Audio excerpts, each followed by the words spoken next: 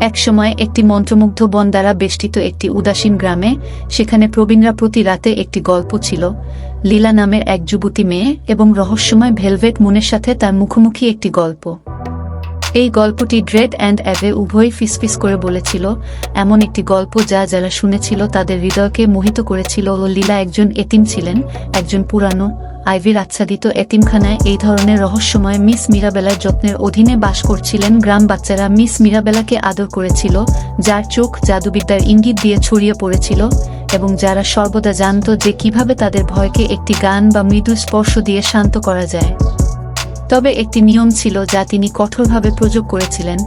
Velvet মুনের রাতে কেউ বনে প্রবেশ করতে হবে না। ভেলভেট মুন ছিল একটি বিরল চন্দ্র ঘটনা, যখন প্রতি শতাব্দীতে কেবল একবার ঘটেছিল, যখন চাঁদ একটি গভীর ভেলভেটি বেগুনি পরিণত হয়েছিল।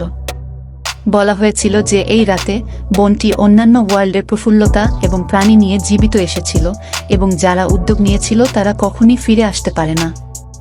ভেলভেট মুনের রাতটি যেমন এলো, লীলার নিকটতম বন্ধু জেমির মধ্যে একটি অদ্ভুত অসুস্থতা।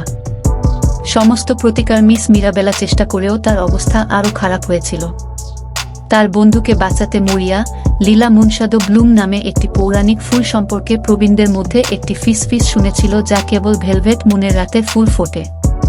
এই ফুলটি কোনো অসুস্থতা নিরাময়ের ক্ষমতা ধরে রেখেছে, তবে এটি কেবল মন্ত্রমুগ্ধ বনের মধ্যে গভীরভাবে পাওয়া যেত।